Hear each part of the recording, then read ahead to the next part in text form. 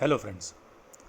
तो आज हम जो वीडियो लेकर आए हैं उसमें हम डिस्कस करेंगे कुछ अपडेट्स रिगार्डिंग रिलायंस जियो और उनके कुछ टॉप इन्वेस्टर्स। तो friends, before starting the video, जो हमारे न्यू व्यूवर्स हैं उनसे रिक्वेस्ट है कि अगर हमारा चैनल सब्सक्राइब नहीं किया है तो प्लीज़ सब्सक्राइब करें, वीडियो पसंद आए तो लाइक करें और अपने फ्रेंड्स एंड रिलेटिव्स के साथ भी शेयर करें। So without wasting any time, let's begin. So friends, Reliance Jio में जो पहला इन्वेस्टर है वो है फेसबुक। इन्होंने 9.90% स्टेक के लिए $5700 मिलियन का इन्वेस्टमेंट किया है। सिल्वर लेक, जो कि दूसरी कंपनी है, उन्होंने 2.1% स्टेक के लिए $1338 मिलियन का इन्वेस्टमेंट किया है।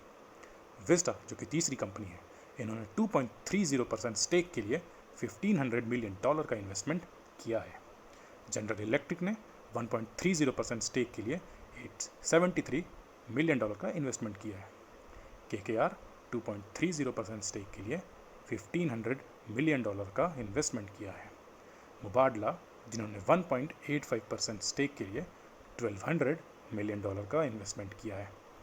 7वें नंबर पे है अबू धाबी इन्वेस्टमेंट अथॉरिटी, जिन्होंने $750 मिलियन का इन्वेस्टमेंट किया है फॉर द स्टेक ऑफ 1.16%।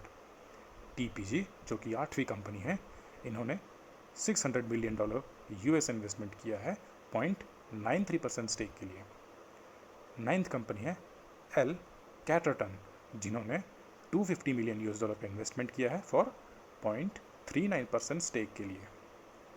10वीं कंपनी है public investment fund of Saudi Arabia, जिन्होंने $1500 मिलियन के लिए 2.3% का स्टेक बाय किया है। क्वालकॉम, जो है हमारी 11th कंपनी, इन्होंने 0.15% के लिए $97 मिलियन का इन्वेस्टमेंट किया है। और जो हमारी आखिरी कंपनी है और सबसे बड़ी इन्वेस्टर है रिलायंस जियो में, उन्होंने 7.73% स्टेक के लिए $4.5 बिलियन का इन्वेस्टमेंट किया है।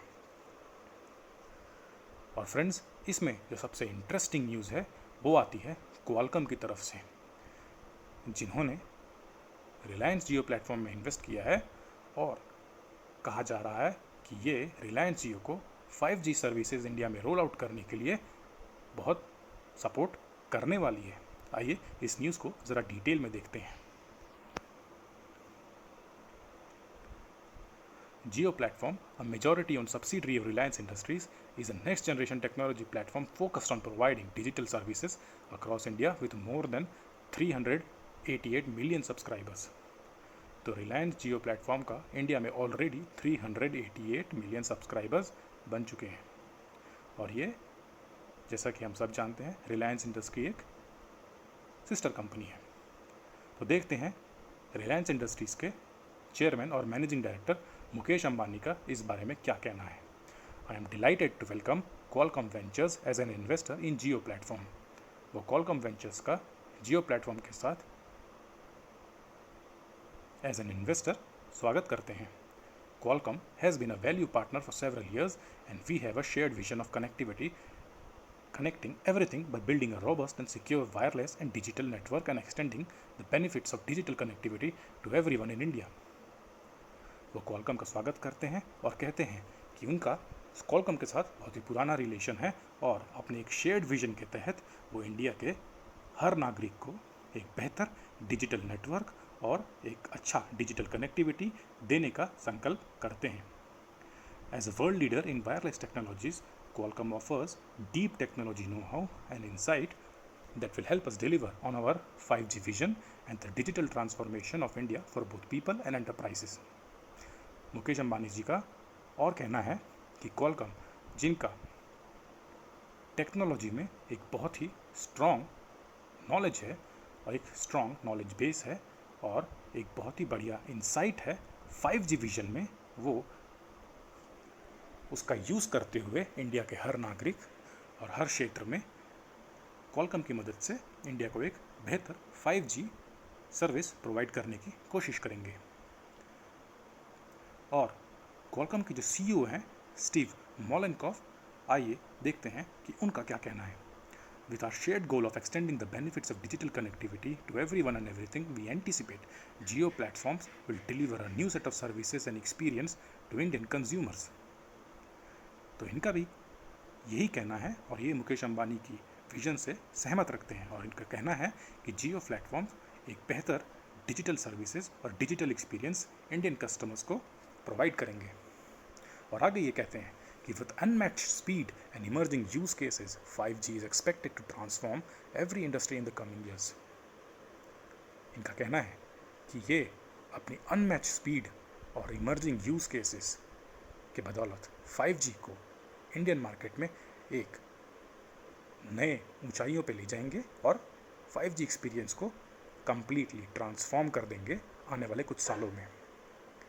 Jio platform has led the digital revolution in India through its extensive digital and technological capacities. Jio platform ने अपने डिजिटल रिवॉल्यूशन के तहत इंडिया में डिजिटल और टेक्नोलॉजिकल कैपेबिलिटीज़ को एक नई ऊंचाइयों तक ले गए हैं। As an enabler and investor with a long-standing presence in India, we look forward to playing a role in Jio's vision to further revolutionize India's digital economy. वो जियो के साथ मिलके इंडिया के डिजिटल इकोनॉमी को रिवोल्यूशनाइज करने का सपना देखते हैं। तो फ्रेंड्स,